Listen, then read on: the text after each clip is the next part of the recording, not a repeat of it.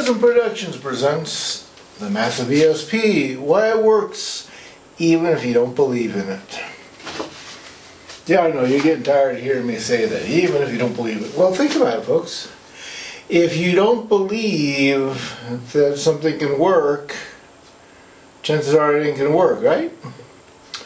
So therefore you are applying the absolute, oh, it can't work for me. I'm an atheist, there are no gods. So obviously anything you want, you're going to have a very hard time getting. Now, the amusing factor is that since I comprehend communications with anything that talks to this planet, let alone this realm, that even the atheist, as much as they're in denial that there is no God, I hate to tell you this, people, but there's an entity on the spiritual realm that does pretty much nothing but monitor atheists. And when the atheist suddenly realizes, wow, man, I really need to win this crap game. I really need to get this 21 game. I got to get some money to pay a bill. Oh, if there's any kind of God, please, just help me. Yeah, they're waiting around for that. They're listening. So, yeah, it's amusing. But, yeah, even if you don't believe in it and you do the proper things, yeah, it will actually work and it will actually happen. If you're against yourself, you will produce energy that works against you. If you are for yourself, if you're trying to figure it out and get somewhere, chances are you'll find something to work with. If you're extremely closed-minded, yes, you will dent yourself just as much as if you pick up, and let me pick up the Bible here just for the fun of it. If you buy one of these Bibles and you run around, praise the Lord, I love Jesus, oh God, I love Jesus so much, praise the Lord. Technically you're a proper Christian and a proper Catholic. If you open it up and actually read something, then you become a bad Catholic or a bad Christian or a bad Bible person, okay? And the more you read this, actually read this book, and the more you stop and actually use your own brain, and you stop listening to preachers, and you actually open this up and say, wow, dude, this is like, letter from letter from letter of people, and they're claiming this is what somebody said, and they're claiming this is what something is, and they're talking about how you have to go make a church because that's what they want you to do. There isn't anything spiritual about this text. There are some parallels, some stories in here, but you can go anywhere in the world and read similar parallels. So there's nothing extremely sacred in this. There's nothing that sets us apart from any other religious text that has ever been written anywhere on your planet that you can produce at this point in time. Nothing. It's simply a book. Okay? You go to school and you repeat back what the teacher wants you to learn, and you are a favorite student of the teacher. Sit down and actually digest what is coming out of the books, out of the teacher, out of your own looking around at other things that are involved in it. Pick up some books that are not on the teacher's reading list and read them. Challenge yourself to think, and you pretty quickly become tossed into the corner as the bad kid. You get in trouble for it. In the spiritual realm, it's just the opposite. The number of times that I have turned around and yelled and screamed at the gods and asked them, what the heck are you doing to me? Why do you have me going through this crap? What the fuck do you want me to learn? and actually get an answer back is something like the 99 to 99.99 range. When I mouth off, somebody pays attention. When I sit and twiddle my thumbs and want to go get drunk and pretend it doesn't exist, nobody cares because I don't care. So yeah, it works. If you want to be an ignoramus, then yes, the spiritual realm will let you be an ignoramus. You're here to learn. Okay, fine. You're learning to be an ignoramus. You're learning how to be a Donald Trump.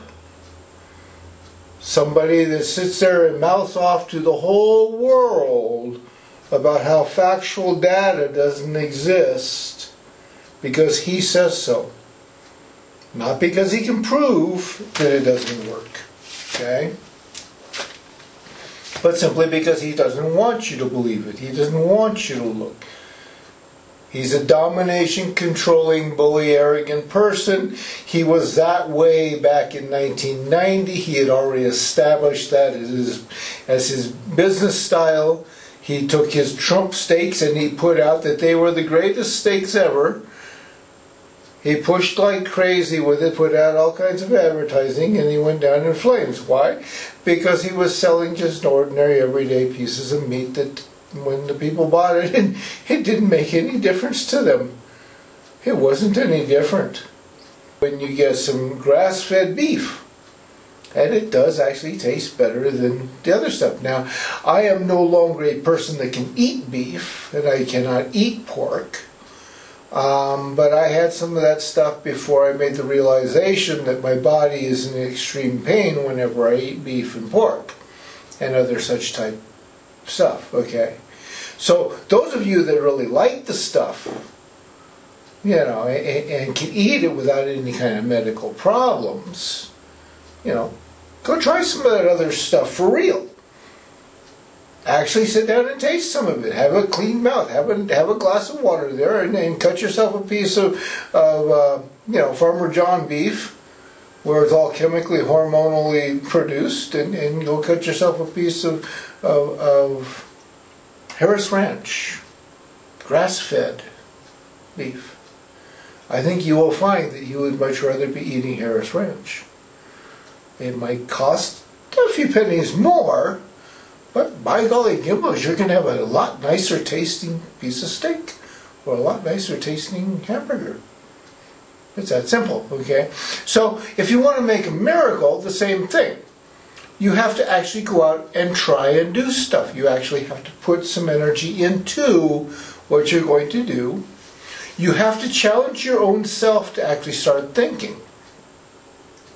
Now, like I said, one of the original meditation things that came around and is very old and goes back down through the lineage is using a candle in front of you, let it burn, study the flame, watch it flickering, watch how it waves, how that flame is actually alive, get some memory cells on it, and then put the candle out, put it to one side, close your eyes, and basically in a quiet room where you can kind of concentrate on, start trying to build that image in your mind. And every day, or you know, however often you do it, every time you do it, try and build that image a little bit better, a little bit stronger, and hold it a little bit longer. Okay? I think I discussed this in one of the other ones. One of my things that I teach people,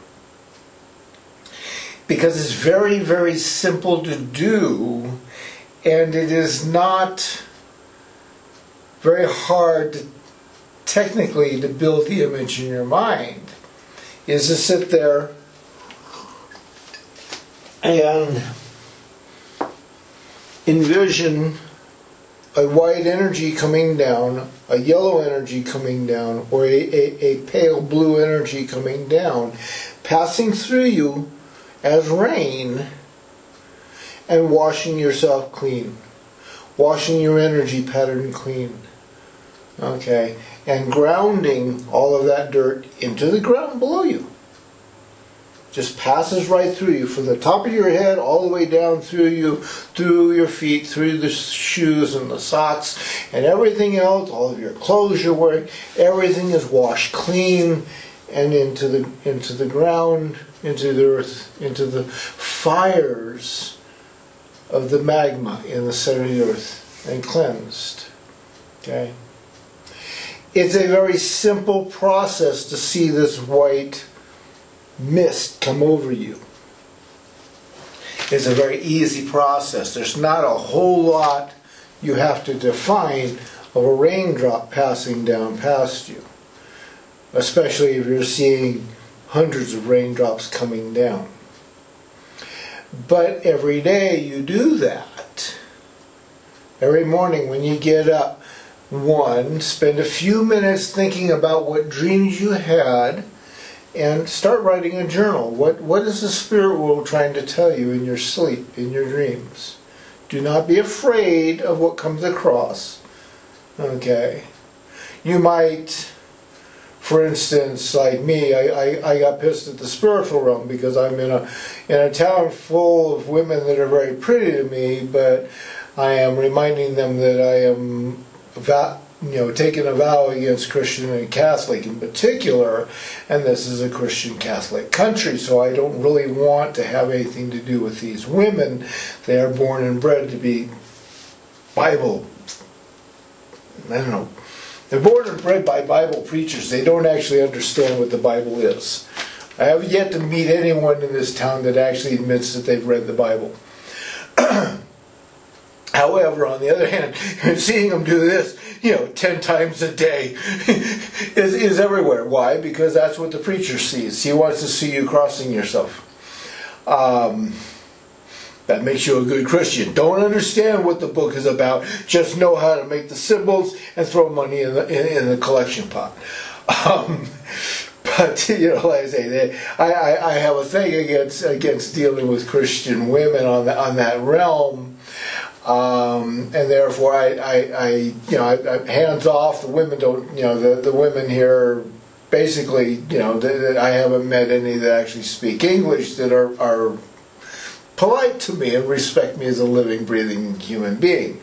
They have a tendency to be very arrogant and rude.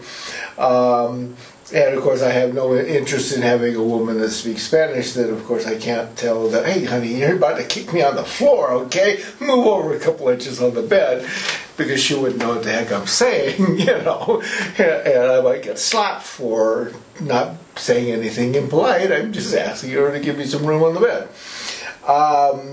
Needless to say, I had a series of dreams come in where I was being confronted with being a homosexual. And I got pissed off at the spiritual realm about that.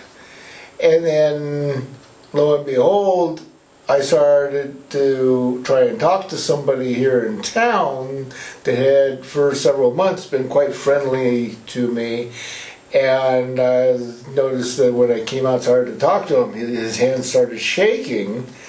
And then he stepped around the other side of his little vending cart thing, and he started asking me if I was a homosexual from San Francisco and I hated women.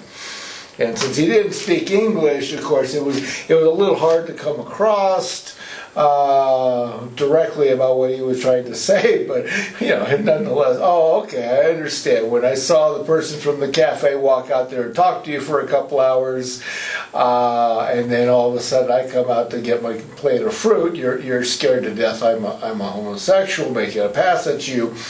Now I understand what the dreams are about. Okay, so don't be afraid of your dreams. Okay, but write it down, understand where the spiritual realm is trying to talk to you, and envision yourself doing this cleansing process just after you do that, or just before you go to bed, or both.